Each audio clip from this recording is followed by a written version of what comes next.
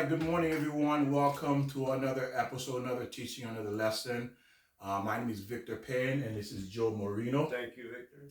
And it's always a pleasure to work with Joe and studying together, learning together, and sharing what we have learned throughout the years. And today is a different message to show you what's going on.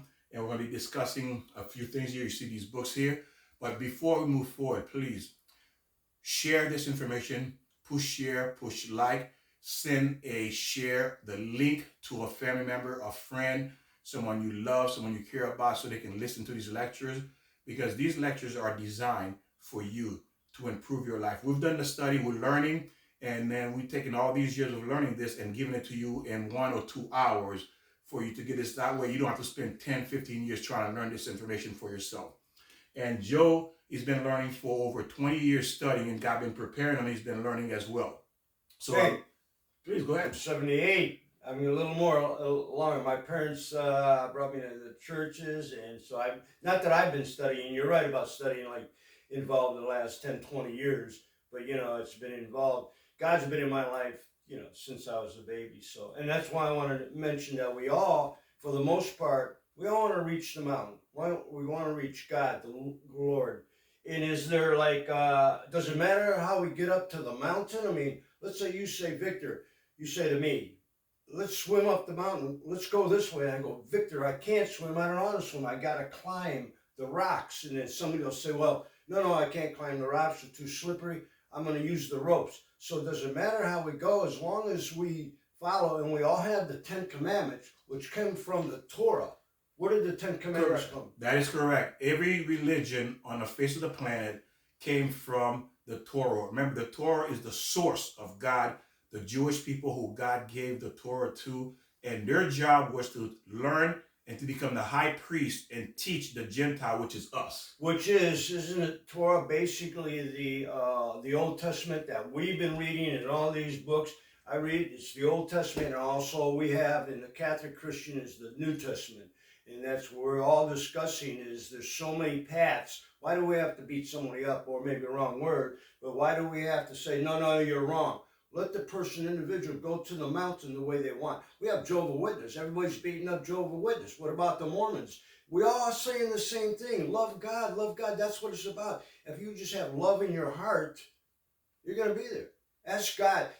Your answers by asking God. He's going to give those answers to you. That's how I feel, Victor. That is true.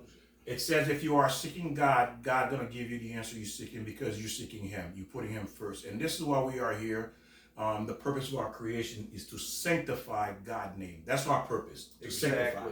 And what do we call God? Lord, Jehovah, Allah. Give me some other That names. Is correct. Every religion or every race have a different name for Him. Right. I used to say other words like food in Italian, you say mangia. No, you can't say mangia. That's not a word. That's what we're taught. We're taught different things to experience and to love. That is correct. It's according to your heritage, your culture, your race, and then we all have a different name for God, and for different, like you say, Joe, food and different items that we use in this world. So just like we have different name for food, we have different name for God as well. Now, as we're moving forward, I wanted to show you these books. This were Joe Ideal, okay? This was Joe Ideal to bring these books. If you look at these books here, these are the Jewish. Now, where did I get these books from right here? From this point here up to here. This is a small portion, a drop in a bucket of the thousands and thousands and thousands of books that the Jewish people, the Jewish man have to learn to know who God is, to become refined, to become a high priest, to teach the rest of the world, for them to refine their character. Now, this is the way we came about. This was my cousin and I went to a reform school. It's called a synagogue, which is a school where they actually go there to learn. And hundreds of years ago, thousands of years ago, these people would spend their entire life learning this. Because remember, the Torah is endless.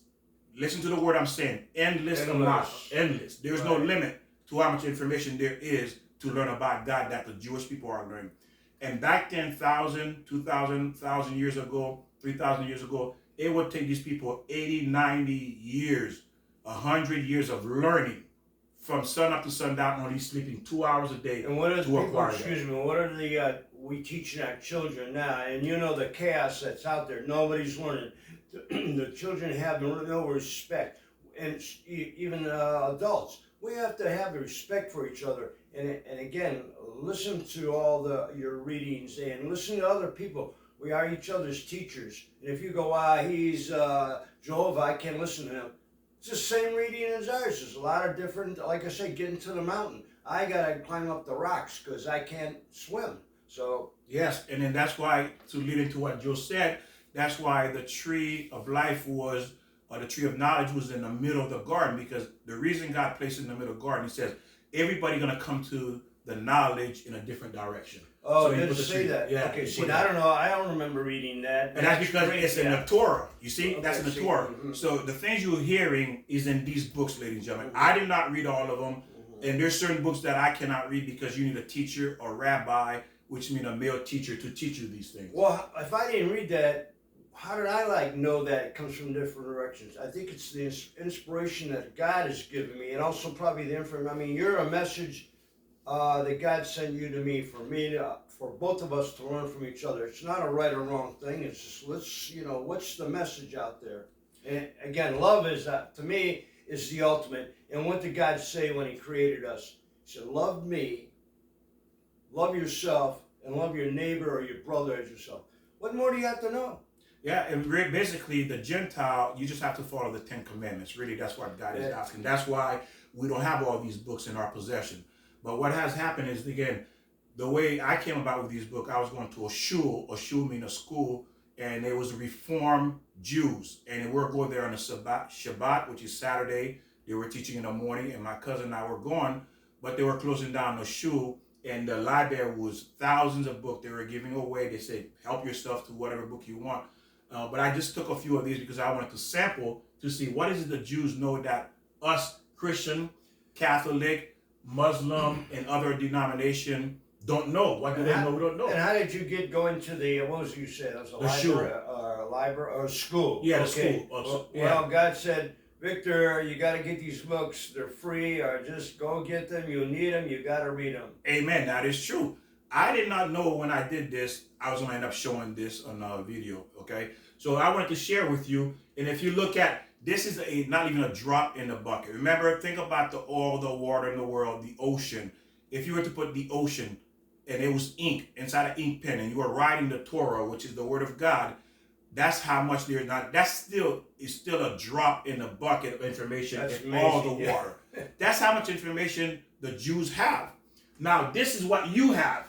Yes. You read this book for 10, 20, 30 years. This is the only book you're reading. There's more information out there. And that's it. And then the Jews are reading endless amount.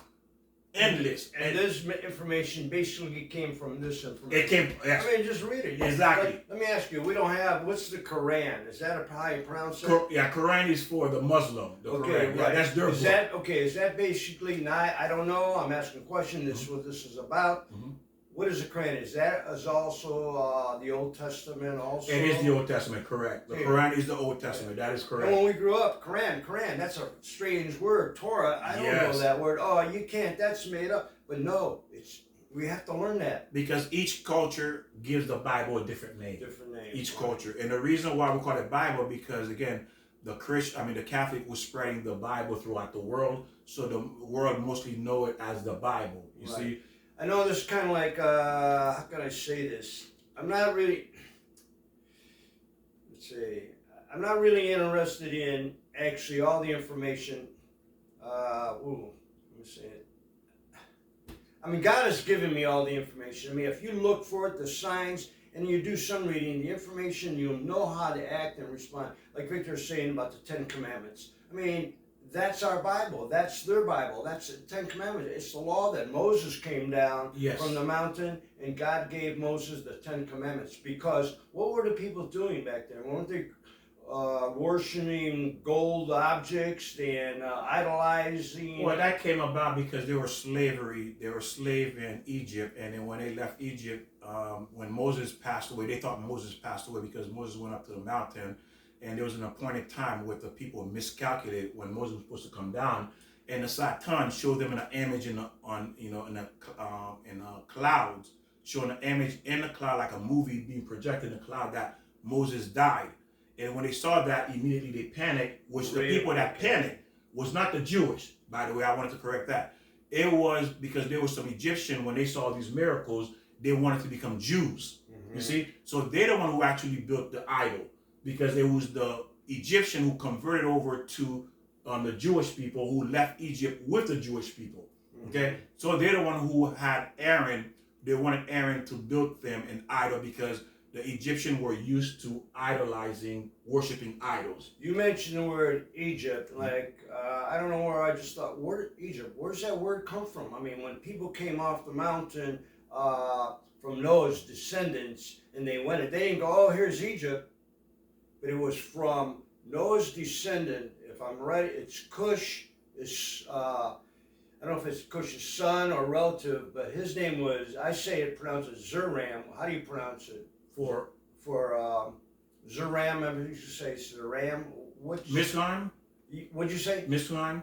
Well, which is Egypt, is that what you're referring yes, to? correct. Yeah, that's the name. Correct, yeah, that's how they pronounce it. And that came actually, again, I said, from Noah's descendants. And again, I pronounce it, it was spelled like Zirram. I'm not sure exactly. Yeah, like I said, Zeram. Mizraim. Okay, and yeah, it's like, if Victor, you went into an area that was not named, it might be Victor Land or something. So it's named after all these lands. Just like Jacob. Jacob was, God changed his name to Israel. Yes. Now back me up on this. So when Jacob, that is Israel, went into Egypt to rejoin with his son Joseph, Joseph asked Pharaoh, can you give my father some land? And then the Pharaoh said, yes, he can have this section. And what was this section? Israel. So everything comes from from the Noah, the descendants came down and they spread around, and that's how, and Ham actually family being the darker of the two, we'll talk about that, darker of the three boys, he went into, he was the one actually also that went into Africa, and that's how, well, the readings that I've read, and we can get some feedback from our audience. Well, as I said, I'm still learning. I'm learning. What I'm teaching is what I've learned already. I'm sharing with you. I haven't really gone into the genealogy, the strand, of the different Jewish people, their background in depth. What I'm learning is stuff that is like really more important we can apply to our daily lives. Right. You know what I mean? That's why the history is really more for the Jewish people to understand where they come from. But what we're supposed to take from this, remember, is the 10 Commandments, which really doesn't say too much about all this information, but it's good you sharing with them. Well, that information, again, it's not from my head, it's from what I read and the knowledge it came from, and you read that we talked about Zeram or Egypt, and we talked about how that came about.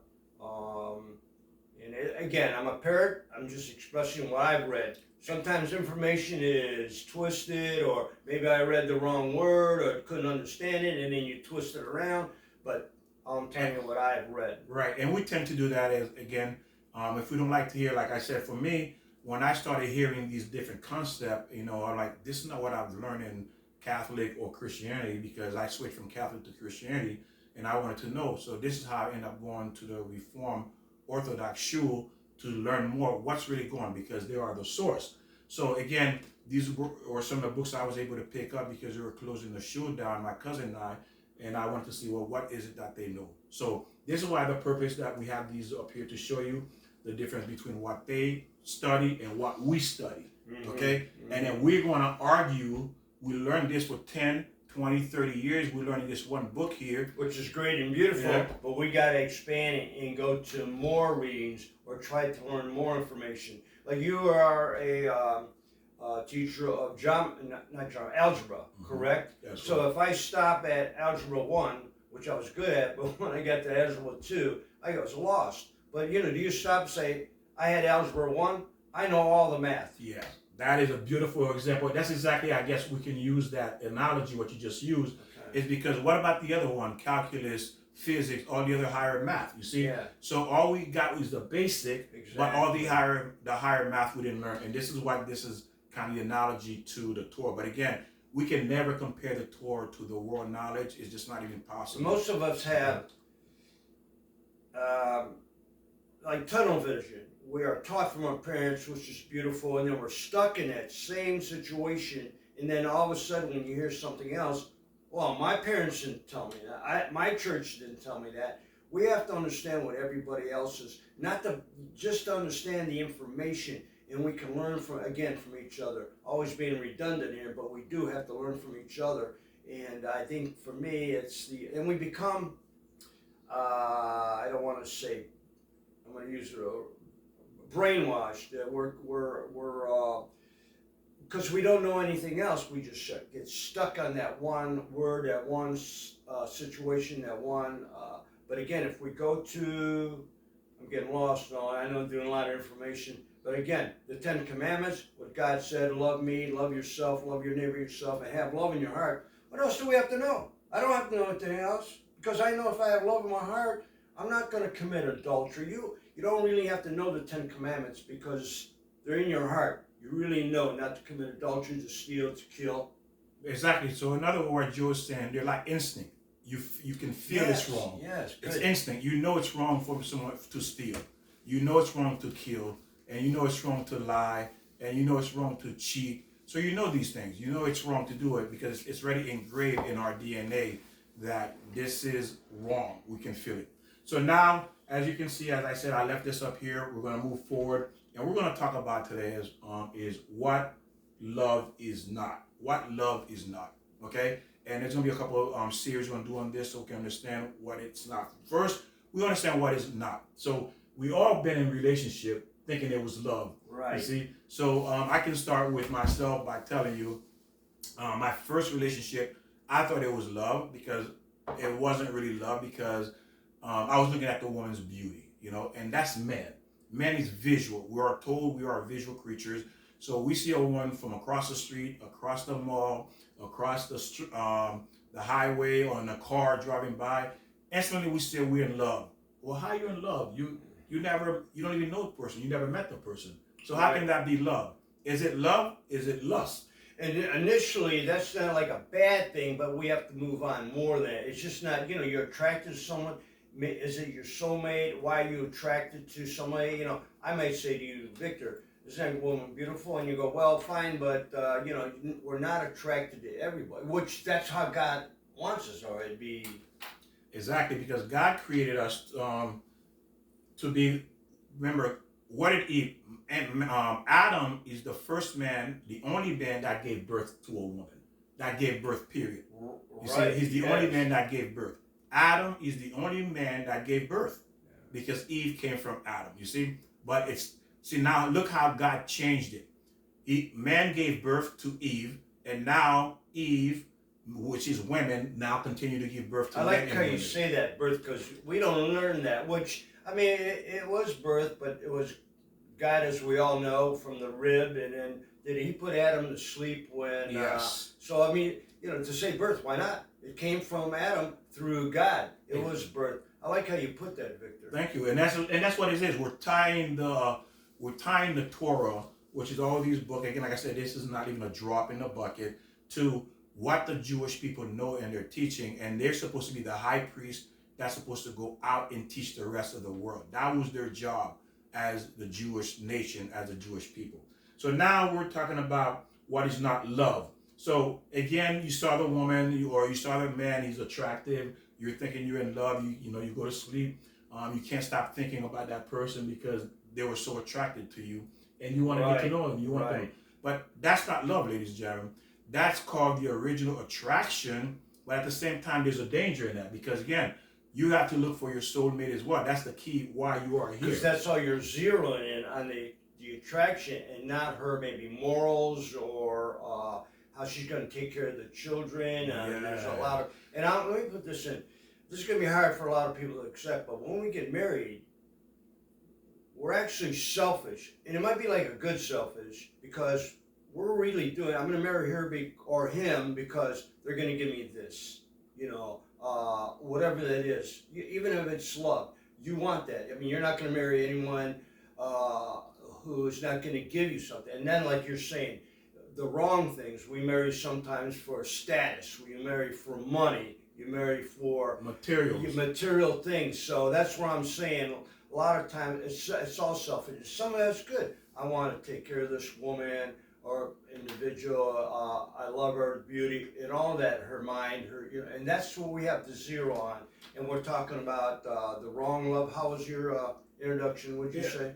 Exactly. What happened is that when we meet these people, why are we attracted to? Why do we want them? Why do we think we're in love with them? Because either they possess beauty, they possess money, like you said, they possess status, they possess materialism or potential, or they can have potential. They're going to be somebody great.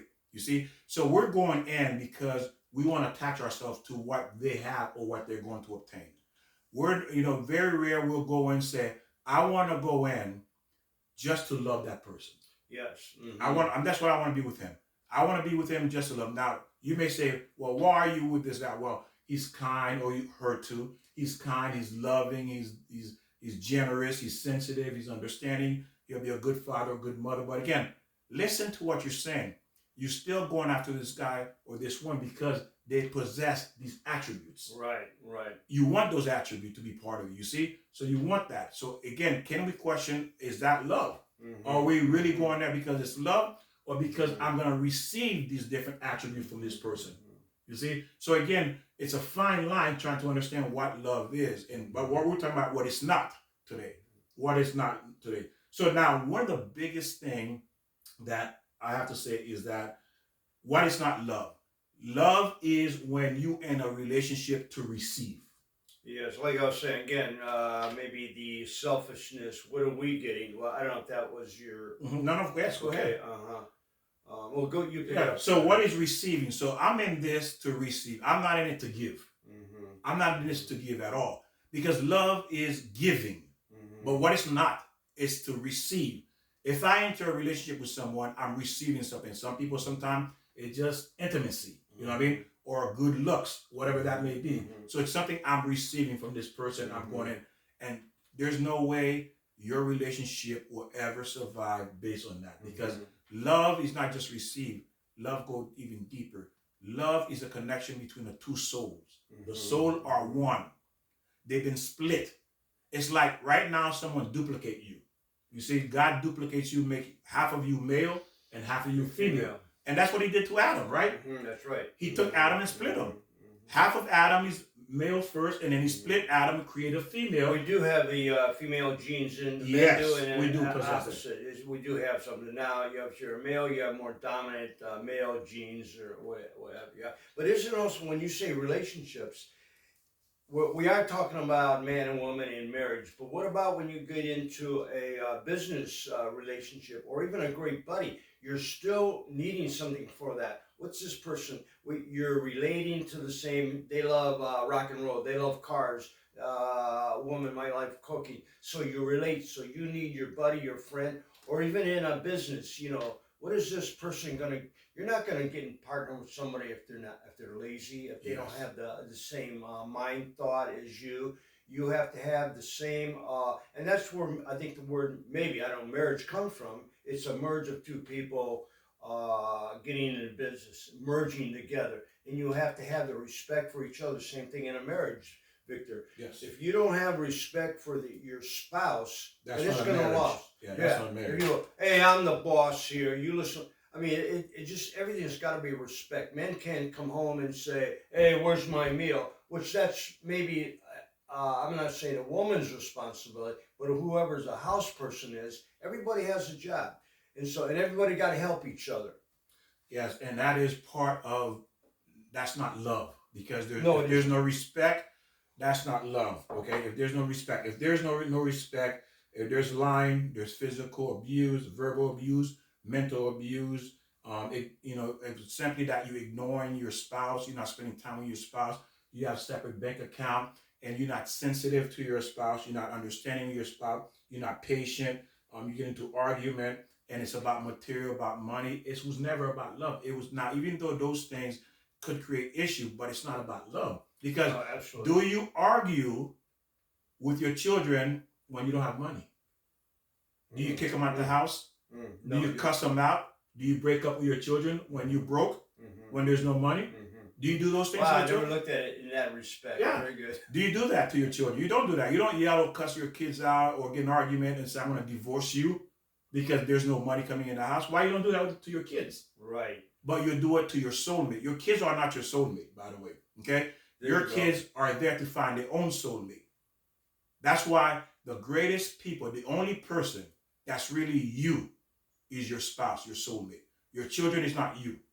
Your children is not you. They have to go find their soulmate, that which is them. Right. Okay? So when you're tied up in your children, big mistake. Your soulmate belongs to you. They are you. Your children are not you. The only thing that's part of you, that's your children, is the flesh. Now, some people, which is good, they have their adult children with them. Now, if the adult child isn't doing their part, they can't be sitting in the couch and doing nothing. Even if they don't have a job, they got to go out, cut the grass, wash the floor. They got to do something. So parents can say, look, you got to do your part. If not, so they can't kick them out. I mean, that's what I see. And we all do that. I know a few incidents of my friends and stuff. And that's usually the extreme when the child, and they do it because they want the child to be responsible. No, exactly. Exactly. Not because what happened if I die, I leave here, is he or she going to be able to take care of themselves? Right. Tough love, sometimes they call there you that. go. Yeah. Exactly. Tough love, because that's your role in this world, to teach your child to become responsible adult in this world. I had a friend of mine call him up, said, Billy, what are you doing? He says, I'm doing the hardest thing that I ever done in my life. I said, well, what's that? Kicking my son out. And the son is like maybe at this time 34. I said, you got to give him a chance. He said, Joe, I gave him many chances, and now I have to kick him out. It's, again, like hard love. You got to get out there, because we all will take advantage if you don't lay down the rules. Yes, and the beauty of it is that sometimes, which is true, it does say that in the Bible, that you have in the Torah, that there is a point where you have to let your children go, or you have to let certain people go who does not want to listen. You have to let them go. You can't continue enabling them to remain in the wrong direction or in a flawed direction or flawed state they are in. Now, again, so the problem we have to look at is I want to target a little bit more towards the women more, because I have girls, daughters, and I protect them. And the Torah speak very highly of the woman and protect the woman. Whether you know this or not, God highly, highly protects the woman, okay? So I'm telling you this so you understand your position, who you are in this world, what you're supposed to be. Now, what happened is this, that women tend to like the bad boys. They like the bad boys. And what happened is this. When you interact with a bad boy, that's why they call them bad boys. They're bad. Right. I mean, common sense. You like the bad boys? Well, guess what? They're bad. I mean, they're going to do bad to you. Fast cars, good entertainment, smoking, or whatever it is, you're attracted to that. And eventually, you're going to be the victim, the next victim, number 10, number 50, number 30. You're going to be the next victim, because why? Bad boy, meaning they're bad, they do bad things. Just a matter of time they're going to do it to you. Now, one of the hardest things for women, as we spoke about mental abuse, verbal, all these different abuse, that's not love, is when a man cheat on you. Now, again, when you go get these bad boys, it's really your fault, 100%. Whether you like it or not. You're not falling in love with or getting married for love. There's you want that thrill. That thrill, like I was saying, we get married sometimes for that selfishness that we need, and this is the wrong selfishness. Not like I mentioned, all selfishness doesn't necessarily have to be bad, but in this situation, you're looking for the bad boy, the entertainment, and it's the wrong way to get married. And I'm going to tell you what's going to happen when you get the bad boy is this. When you get the bad boy, what you're doing, you're causing damage to your soul. This is why, when I will get further into it, is when a woman gets with a bad boy, she damages her soul. The more bad boys you get involved with, one after the other, after your soul becomes so contaminated, it cannot be fixed. No therapist will fix it. It just simply doesn't exist. The only way to fix that part of you is you need to learn the Torah to teach you how to fix it. You see, this is why you have women who, again, I'm going off track for a minute. Let me retract a little bit. We'll get back into the soul, the damage you've done to yourself, is that when you have a bad boy, you chose to select, you let that bad boy to be whatever, a husband, a father, your child. You just chose to damage your soul. And most of the time, you will not recover from it because you don't know how to recover from it. You're thinking, oh, he was this, but it was your choice. You can't blame him. Mm-hmm. It's like buying a dog and the dog is barking all night long and you blaming the dog, hey, be quiet, shut up. You see? But the dog, that's what a dog do. Well, that's what bad boys do. Bad boys hurt. That's what they do. They hurt. Well, let me ask you this then. We talk about the woman marrying the bad boy. Mm-hmm. Isn't there a situation where men marry the bad girl? Same thing too. Yeah, same thing. It's same thing. And the reason we're talking more about the woman is because they're more vulnerable than the man. Okay, right. Their soul is much more sensitive and much more vulnerable. And I will tell you why. So let's look at when the bad boy cheat. What does it mean to cheat? This is what it means to cheat. When you cheat on someone, you're saying that I have no respect for you. Exactly. I don't respect you. Exactly. I don't respect you. Second, I don't love you. Yeah. How can you love someone if you're out there doing something else? Exactly. I don't respect you and I don't love you. And the final part of this is that I'm telling you, I don't want a future with you. Exactly. There's no future. Exactly. We have no future. That's why I'm cheating on you. That's right. Because I don't care if you stay or go. We have no future. I'm not thinking about a future with you. This is why I'm cheating on you. Right. You see? Exactly. And it's certainly, again, those are not love. It's telling you, I don't respect you, I don't love you, and there's not a future for us to be together.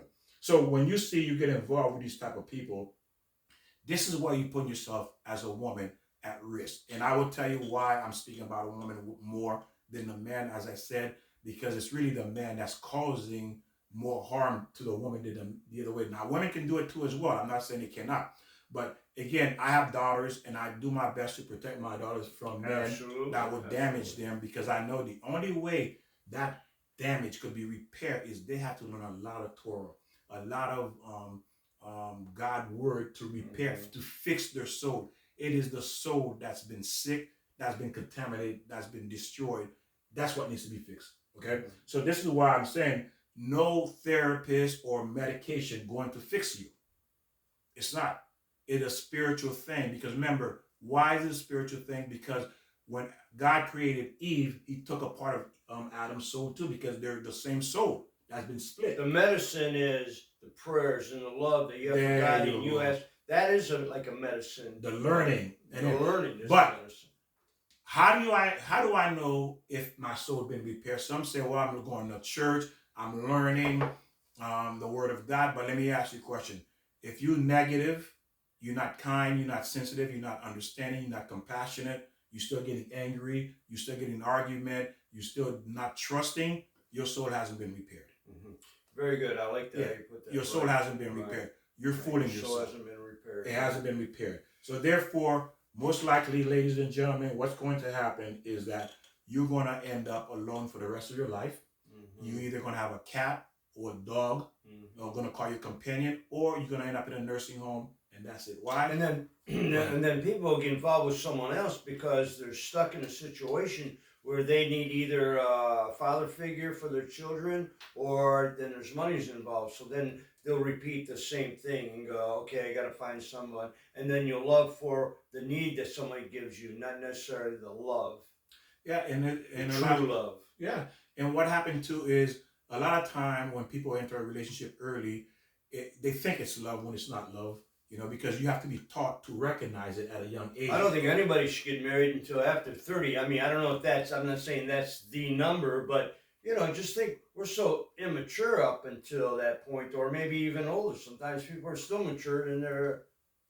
Well, the reason we are immature is because we're not taught this information. Okay? The point is, in a Jewish family, the Jewish culture, the moment the child is able to learn, they start learning these books. They start learning these books until they're 18 years old. So they will have learned thousands of books. They have read thousands of books to understand how to be a human being, how to be a man, how to be a father, how to be a husband. So by the time they're 18, they have that knowledge. So they are ready to marry. It is us who don't have this information. We're teaching our kids the same failure understanding or misunderstanding we have about relationship. We pass it on, whether we're passing it verbally or through our action. And guess what? Our kids, they fail too. They end up getting divorced. They do. The girl come back home with her child to live with their parents because why? The marriage did not work. And it's not going to work because why? We were not taught. Well, same like any education. I think I mentioned before, if you have a child's 3 years old and they're writing on the wall, they think that's beautiful. You're writing on the wall, you're craning, and then you have to teach them, that's not the right thing to do. So they learn from us. I mean, we have to teach them that. And if there's some people who have a hard time, like there's too much words, too many books, don't have time to read. I think I mentioned this in the other video, was that if you really bring a situation through your mind, your heart, and your God, that the answers are going to be there. Between what you should do. Or then sometimes we have to ask our mentors or people we look up to, or just observe what people are doing. Beautiful. You brought up mentor, and that leads me into the next.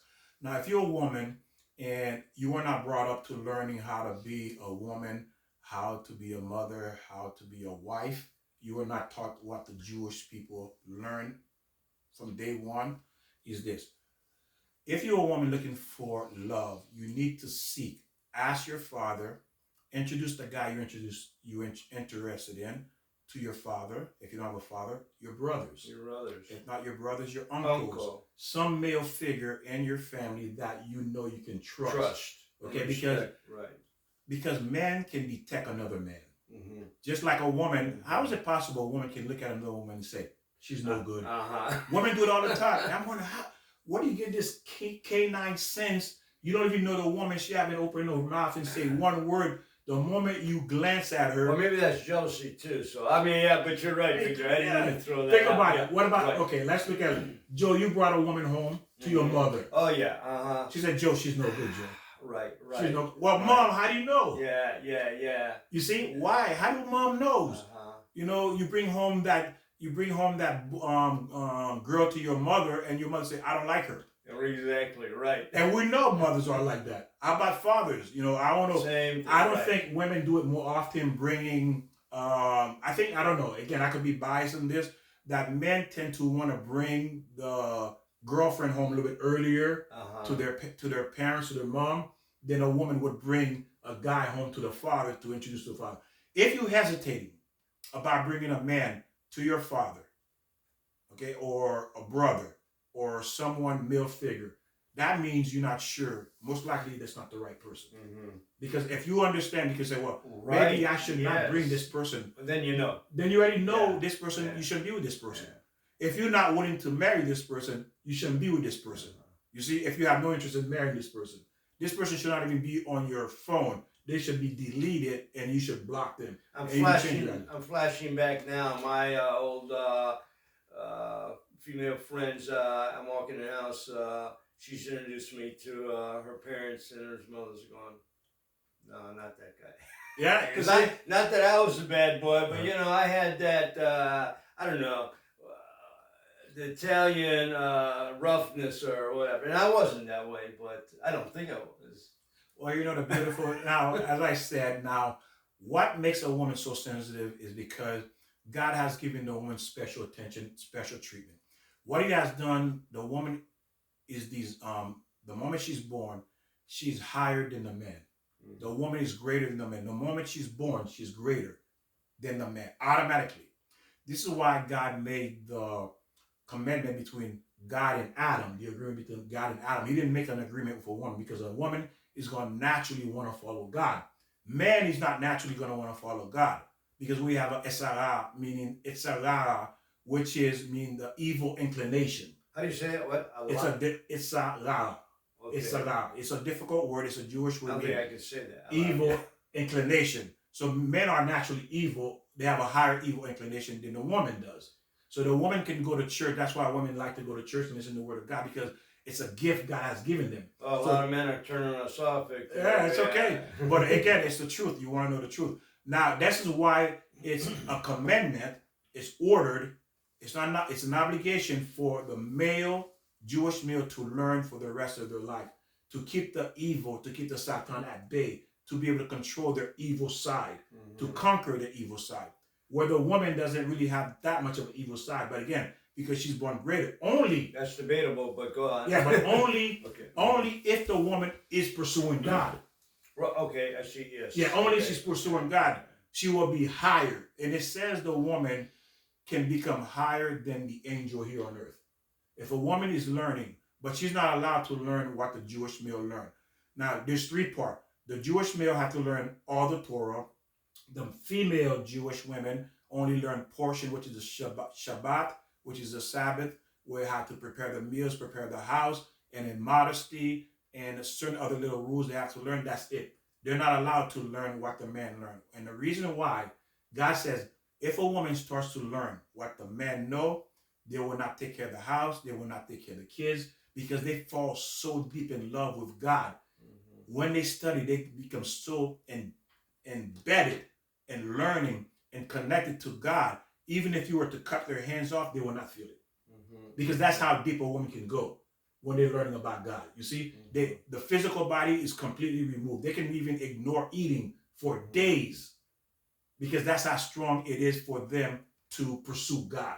You see, so God wanted to balance it because he gave them the natural ability to love him, to seek him, where the man doesn't have that natural ability. So a woman is 1,000,000 times higher than the man, but only if you are following the word of God. Right, exactly. That's the only. That makes sense. Right? If you don't, you become the lowest of all. Because why? Now you're following the Satan. You see, and you're destroying your soul. Yeah, yes. You're destroying your soul. Your soul is very precious, and it says that, when a woman is soul get connected to a bad boy or the wrong person, your soul is attached to that. It said your soul become attached to this man like a dog. You know how you have a dog on a leash, you walking him around. That's how the woman's soul become attached to the man's soul, and that man's soul is rotten. Mm-hmm. So now your soul is connected to him. So this is why too, when you are been in a bad relationship, you feel bitter, you feel angry, you feel all these negative feelings. Mm-hmm. It's the soul that's speaking, not the flesh. Mm-hmm. It's the soul. And the only way that can ever be fixed, you have to spend the rest of your life learning to remove and correct that soul that you have damaged. And if the more men that you get as a woman, bad boys, like one bad relationship after another bad relationship, the chances are you will never come out of it. You will never come out of it. And we've all experienced it, even men, like you say, you have to find that soulmate, as you say. Mm-hmm. And then that's the thing. God really designed a woman to be with one man. Mm-hmm. That's her really design. And she's a helper. Okay? And then it says in the Jewish world, when the woman support the husband, because the husband is learning, let's say 20 hours a day he's learning. He's at the shul, which is a school for the Jewish men to learn the Torah. And they come home, she takes care of the household. And whatever he learned, let's say everything he learns, he earned up to $1 billion. Let's say it was money, he earned $1 billion. So does she. It's credit to her account as well. Oh, absolutely. She encouraged him to learn. So whatever, if he earned $1 billion, she earns $1 billion. Mm-hmm. $5 billion, she earns $5 billion. Because why? She supports the husband while she takes care of the house. It's common as a mutual agreement in the relationship. Yeah, so that's another reason God says the woman doesn't need to learn as much as the man. Whatever he learns is contribute to her account as well. It's like in business. Okay, we're in construction. You're the architect. You're the man in the office. I'm on the ground floor in the building. What you do, I can't get my mind so much involved with what you're doing because then I'm confused. You have to concentrate on that. Although it's a partnership, and I have to have respect for you, and you have to have respect for me. And you can't say, Joe, do it this way. You have to come out and say, let's work together. How should we approach this project? And I might say to you, Victor, you designed this, but how about if you design it this way? And, we have to, again, in a marriage, we have to acknowledge each other and go, what's the best way to reach the ultimate goal? And I think we all, when we get married, want to be married to just one person. And like you say, we wind up marrying the wrong person for many wrong reasons. Yes. And because we marry the wrong person for the wrong reason, it leaves a bitter taste in our mouth. And what happened is you go back and marry another wrong person, thinking you know better, or you change your strategy. And all you have done, ladies and gentlemen, is think of this way. You lost 50% of your income, right? Let's say you have you saved money in the bank, you lost 50% of that. Then you go marry another person again. Now you just lost another 25, 30% of your income again, the money you save in the bank. You see how you robbing yourself, how you robbing your soul.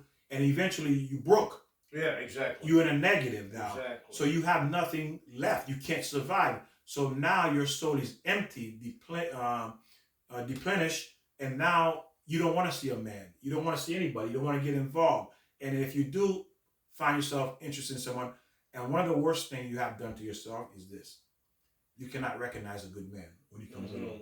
You can't recognize a good man. You're thinking he's like every other man. But again, it's your fault. You caused that. There's very few people that we've met who have been married from day one. And my brother-in-law and my brother and his wife been married for whatever, it's 50 years, and it's their, their only marriage, and they work out beautifully. They have a good relationship. I'm sure there's things where they discussion might be a little argument, which is fine. But then you got to come together and keep up the good work, guys. Yeah, and yes, and there are exceptions. Think of this way: there are exceptions to the rules, but it doesn't. And it's very little. It's very little exception, but it doesn't mean it's going to be exception for you. You see, and that's the problem. Right. So let's say I went to law school, and doesn't mean I'm going to be a multi-millionaire. Doesn't mean I'm going to be successful. Just like there's a lot of lawyers that's not successful as far as rich because, but they all went to the same law school. Or doctors. Not all doctors are rich. Not all lawyers are rich. Oh, absolutely. Right. So how is that possible? They all should be rich because there are a few exceptions to the rules. Same thing with relationship. They're not after the money, maybe. It's like they're after what has to be done right, and it's not about, making $100,000, $200,000, $300,000 a year or whatever they do make. It's about doing the right thing. And like you say, yeah, they don't all make. And again, only God knows why there are exceptions to it. On top of that, remember, God. You see, the thing is, ladies and gentlemen, we're not running the world. God is running it. I'll tell you where the exception is. Why these people? Because they follow God. They have respect for themselves, their partner, and God. You have to have those three things. I mean, it's common sense. To me, it's just normal. We have to have respect for every individual, but naturally you have respect for your spouse. And it doesn't mean wealth, money is success. That's not success, No. okay? If you want to look at all these people in Hollywood, they're rich, they're famous, they commit suicide. Some of them been married 50, 100 times they've been married. How can they can't get it right?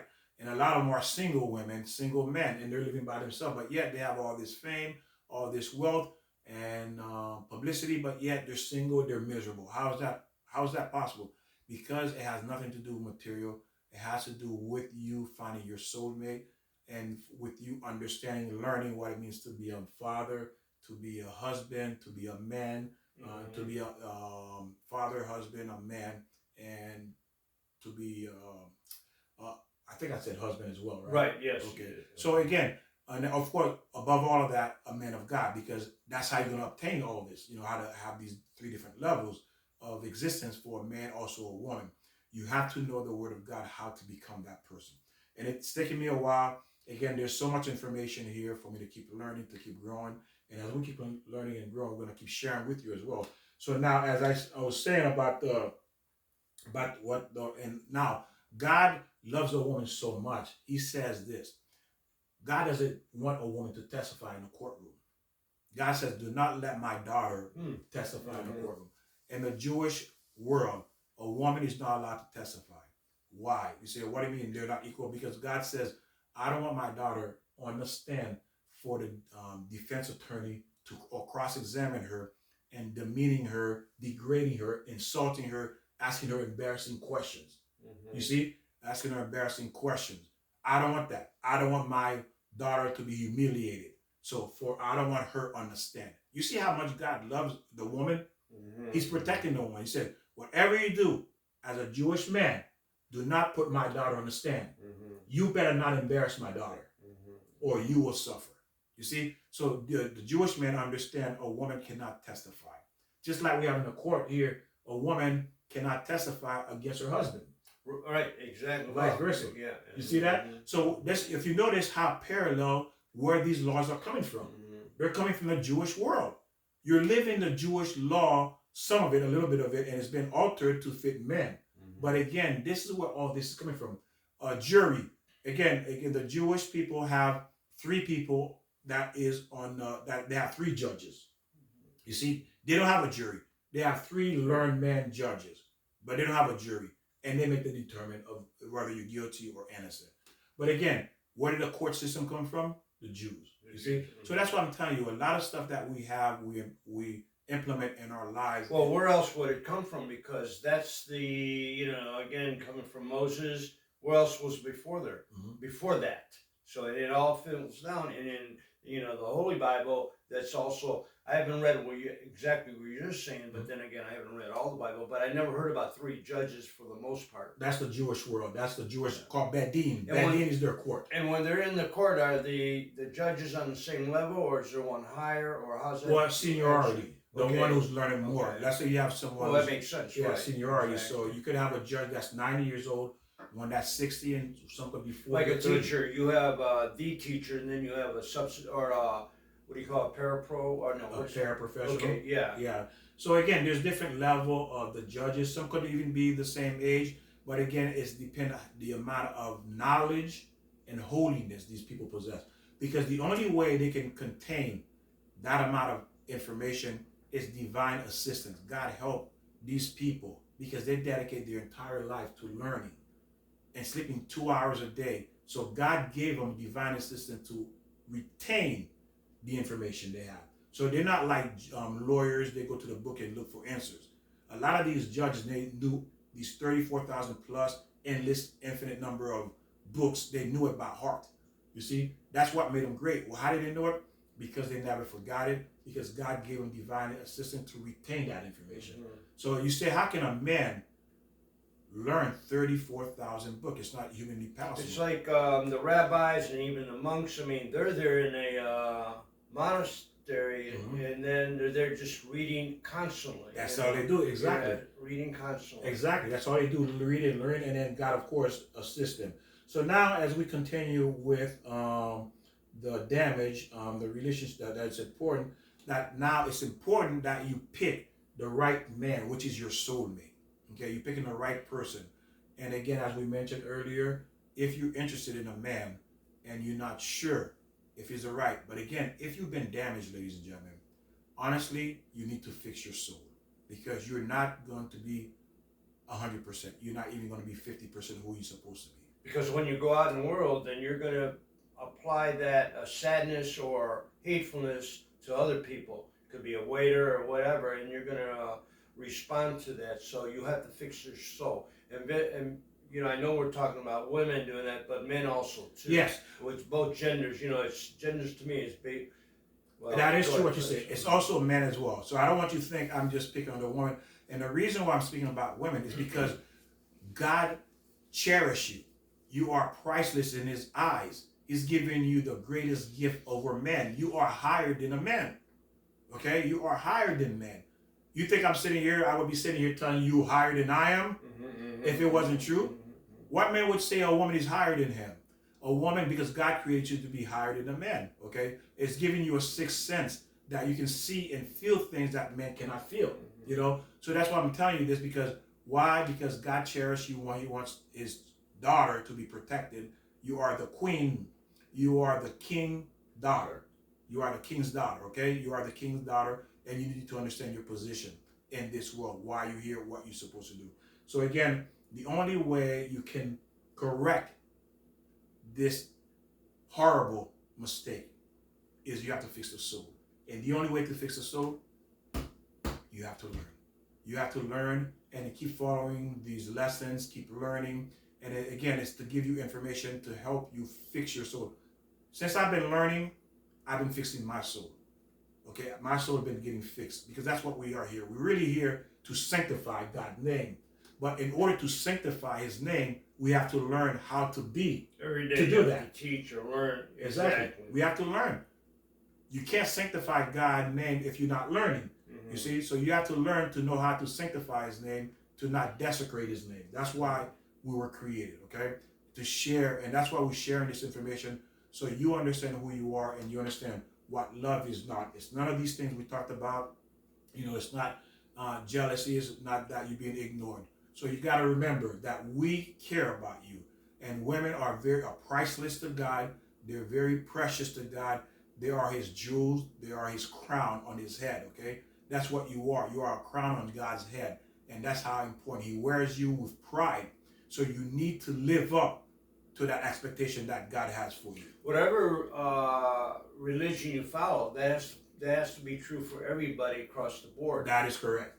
That is correct. It's true for all human beings, for all women. Right. You see? And as I said, you are greater. Now, again, would you like to add something to that, Joe? No. Okay. I mean, you said it all, but yeah, if I, I'll interrupt you. No, you're fine. No, that was beautiful, and you're exactly right. And we all have to have that respect for each other. Yes, we do. And as I said, if you've been hurt, you've been scarred by a previous relationship, and you are a woman, and you're having a hard time relating to maybe a guy you like, that's the problem. Your soul has been damaged. And because it's damaged, it can never be fixed unless you learn how to fix it. And we all relate to that. Mm-hmm. I mean, we've been damaged down the line for many different reasons, and we have to fix that soul. It's the soul that is damaged. That's why there is no solution in this physical world to fix you. Think about it. Only in the Torah. In the Torah. Exactly. In God. Yeah. In the Bible. In the Bibles, which are coming down from the Torah. We have to fix our soul and ask God for that. Right. And again, this is where all the source come from. I wanted to share these so you can see, the amount of books these Jews are learning. This is why if you see all these books compared to your one book that you've been reading for 30 years, and these people are reading thousands and thousands and thousands in this amount of books. Okay? It seems like an ocean of books to learn about God, how to be a human being. So I thank you. Please subscribe. Also share this with family members, with friends. Share the link, okay? So they can see and listen and learn, because there's going to be a time you don't want to wait the last minute to learn this, because then it's too late. Too late. And you don't want your daughter who's young and you want to teach her how to find the right person. How do I guide my daughter to marry the right person? What should they avoid and what should they look for? Okay, this is what all these teaching is about, to teach ourselves and to teach our children to have a productive life. I thank you. We love you. God bless you, and we'll see you next time. Thank you, Victor. Okay, here you go. Yes.